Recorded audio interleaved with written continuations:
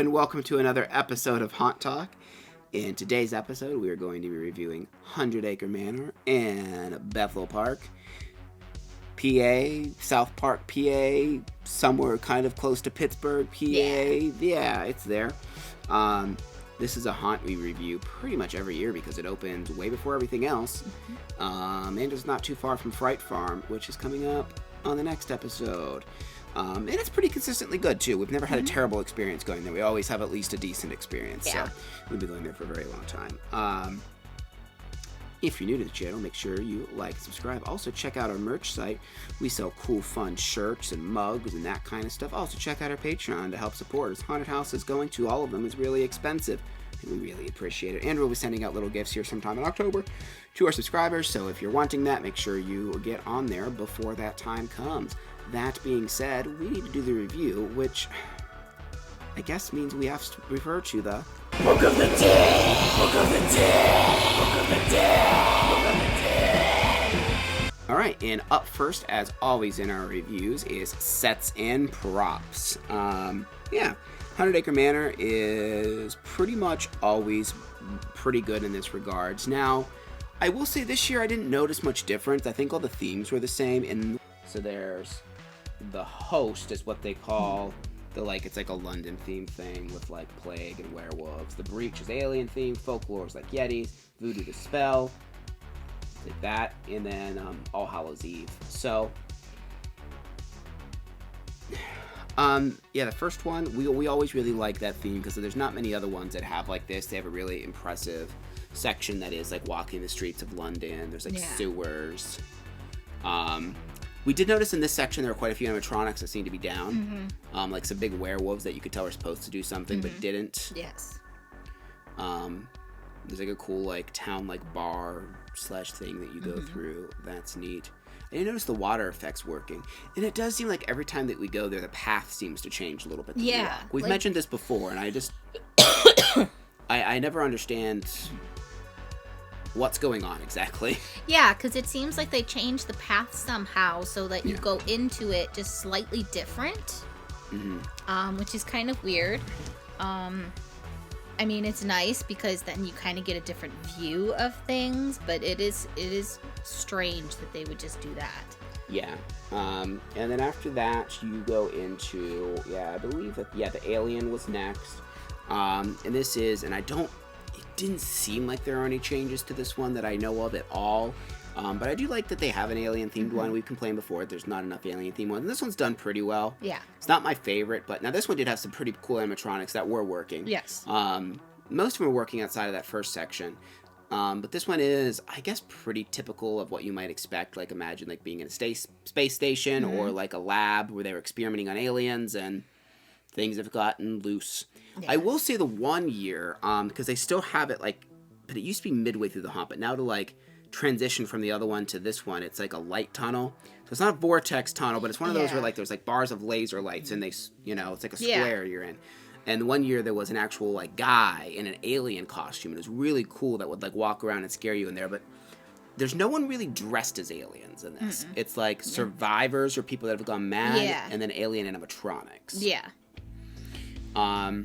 And then of course there is, I think the one after that was Voodoo the Spell, which this one has a really cool like graveyard scene, a really cool Satan church.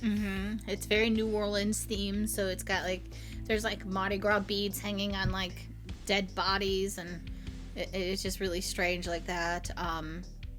But yeah, it's got that whole like swampy like theme to it. Yeah, in which there is a swamp. And one thing that was new, at least we've never experienced it before, was the most ridiculous water cannon I've ever seen at a haunt. It drenched me. I was literally dripping. And I was turning around watching them trying to get through it. And I mean, it just looked like someone was throwing a bucket of water out of a hole. It quite legit looked like he took the glass of water and just threw it at somebody. Well, more than this water. I mean, it's an insane amount. I'm hoping that on like really cold nights they don't do that. Like when it gets later in the year. Like it wasn't that cold. It was a little chilly when we went, but like it surprised me. They have a really cool, if you've been to Akron Schoolhouse, there is like a cool like room that kind of like moves and stuff that always surprise. Even though I know it's going to happen, it never ceases to shock me. And they combine it with a giant snake puppet.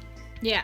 They had a couple puppets this time, and they had like a big one in the cemetery, like a ram, like a giant demon ram thing. And then there was the shark.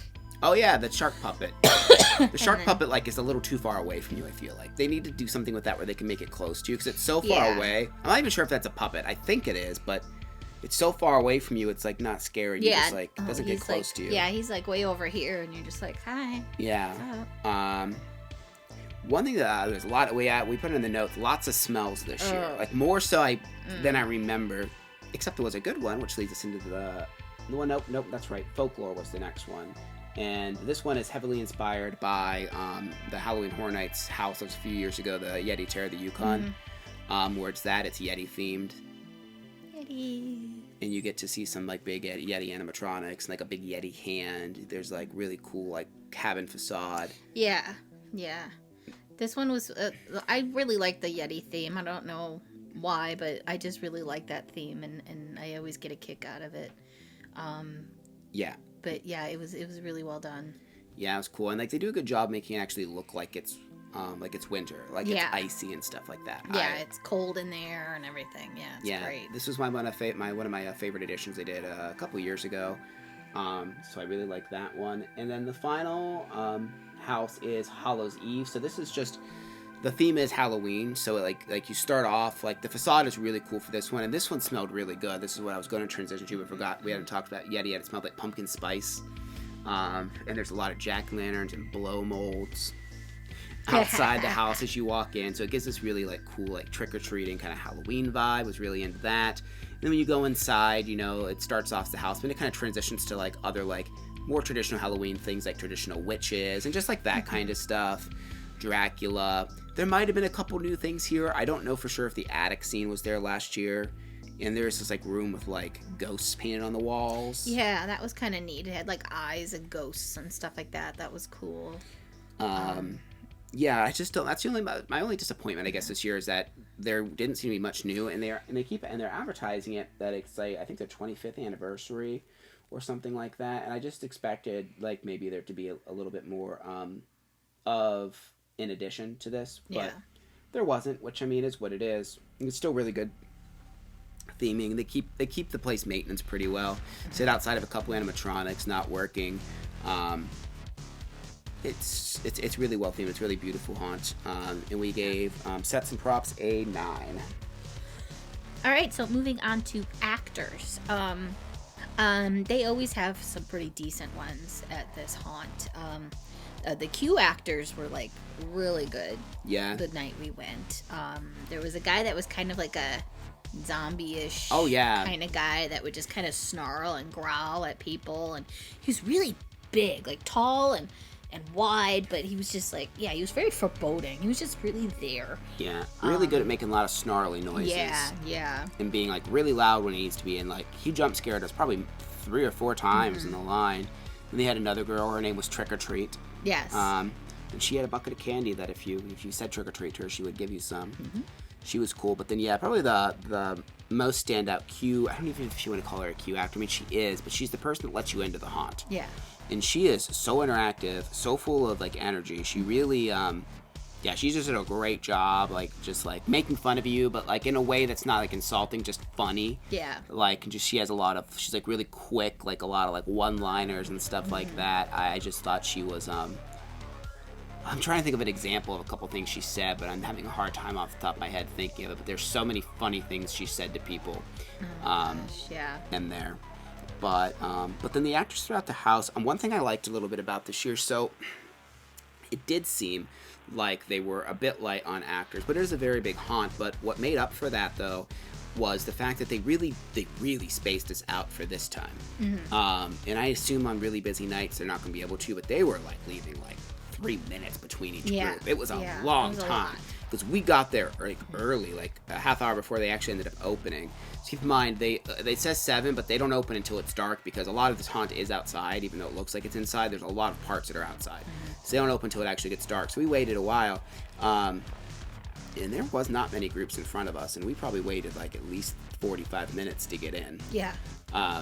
But they said the nice thing about that is we never caught up with anyone and no one caught up with us. No. And that always happens here. Yeah. Yeah. It was really cool because, yeah, they don't have a lot of actors, but the actors didn't do your typical, like, boo or scream or whatever. They actually had, like, full-on, like, dialogue, which was actually, like, really impressive. And I will correct on that. I think that they had a lot of actors, as the place is very large. Yeah. So there was some dead space. Yeah. But the ones that I think almost all of them that tried to scare us did.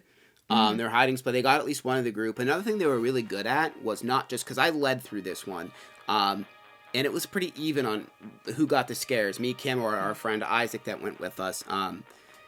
They didn't always just try and scare me. They would also wait and try and get them behind. They'd get the back, the middle, the front. So I liked that. And like Kim was saying, they did have dialogue. Like the Yeti was a good example of like, you know, and they kind of had a little bit of fun with it too. Like they would like do the scare and then it'd be like, this is the worst vacation ever. Like, you know, we came here for this is this and now there's all these monsters. And then like later on, her friend is like, this is the worst vacation ever. I have to sleep in a tent. And I'm like, well, your friend just got mauled by a Yeti, but that's okay. So like that kind of thing, it's so much more interactive and fun than just a boo. Yeah, or just a scream. Which, you know, I don't think that happened once in this haunt where someone just screamed. No, it was always something, they were saying something. So if you watch our videos much at all, that's definitely one of our bigger pet peeves is the people that just scream in your ear to scare you. And it's just like, okay, well, I can't hear anymore, so I guess that's scary. The Satan Church guy, I have him in notes. He was really cool. He was like standing up on the pews and he was like to ask me if I wanted to join, and of course I'm like, hell yeah. And he's like, all you have to do is sacrifice the both of them. And I'm like, oh, that's okay, I've been wanting to do that for a while anyways. And he's like, well, I appreciate your honesty. He was fun. But yeah, I mean, I just think they did a really good job. All of them just did great, and their makeup and all that's always phenomenal here. They do a lot of like personalized makeup and costuming, not just throw a blank mask on someone and say go and like half zipper their thing. Because that still happens a lot at haunts where they can't even put the costume on all the way. Happened to another haunt we went to this weekend. But yeah, actors were really good as always. A little bit light on them, but I think they did a really good job with what they had though. Yes. So we gave them a 9. Moving on to scare factor.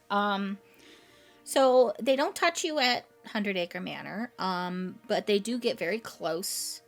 There is a lot of gore, so if you're not a fan of that, you might a lot of smells like for the gore. Lots of smells, yes. They had a lot of really good distractions. Like they usually, like the animatronics were the things that were distracting you, and then someone would jump out. Which is the correct way to use animatronics. Yes.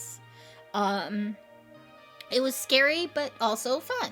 Right. You know? Like I'd mentioned, like a lot of it was like humorous, like the guy in the Satan Church, the people in the Yeti thing. Yeah. Like he said, the Yeti area was more comedic than anything. Yeah, it was definitely more focused on. Yeah, which was fun. It was a good little spin. It was like watching like a horror comedy, like a Shaun of the Dead kind of thing, you know? So it was like kind of taking a tongue-in-cheek kind of take on it. Yeah, and as we've mentioned in many videos about this place before, this is a good one we recommend for like someone that is wanting to go to a haunted house but they wanted to go to a good one but not one that's going to maybe scare them to the point where they want to leave. I think this is a good one for that because it's kind of the best of both worlds. It is scary, but it's not horrific like some of the other ones we go to. Yeah. So I think that it's a good haunted house for someone to go to kind of learn if they like that or not. Because the theming is so cool, you'll at least have that to go off of if you're not into the scaring part. So for scare factor, we did give them an 8. And then value, I don't know what it was compared to last year. I don't think it's went up much. It's the same. It's the same. Okay. Yeah. So yeah, price is the same. So $28 for normal, $40 for VIP, super VIP, which is the same as VIP except you get a hoodie for $65. So you get a hoodie for $25 more dollars. It's about 25 to 30 minutes depending on, week. So we weren't really interrupted at all. So it took us, I think it was like 27 minutes is how long it took us. For value, we gave them an 8.5. And so for our overall score, we gave them an 8.75. Yep. We really like the haunt as always. I would like to see a little bit changed up, especially for anniversary year. Yeah. I would like to see that. They have a lot of space out there. I would really like to see them, because they have like a bar and they have like coffin games. I hope that they move to a ticketless system like a lot of other places have, where it's just you get a number. When they call the number, you go to the haunt, because the queue line is small and kind of awful. Where I think that, with all this other stuff, they have the maze, you can go do all these games, these bars, like just let people have a number, because you're going to make a lot more money at the bar and your snack stand if people don't have to, because like right now, you're either going to do that before you get in line, which you're not going to want to do because you're only going to get in that line because it gets long. Yeah. Or when you're done, I don't know, it just depends. You're probably going to want to like leave and go home, or if you're trying to go to another haunt. So just have a number system. It can't be that hard to develop, and then you're going to make more money. Yes. So I really hope to see that, and I hope to see something get rethemed. As much as I like the alien area, I'd like to see either the alien area or, because the other one, the plague place, that's been there for a long time now. I'd like to see one of those get changed into something else for like next year or something. So we'll see. But have you been there? What did you think of it? Where would you like to see us go? Like I said, there's 2 other goals. So this week we have Fright Farm's review coming out, and then we also have a review for Freddy's Haunts, and we haven't been there for a few years, so stay tuned for those. Make sure you like and subscribe, and make sure you're ringing that notification bell. Pumpkin. And thank you very much for watching. Bye.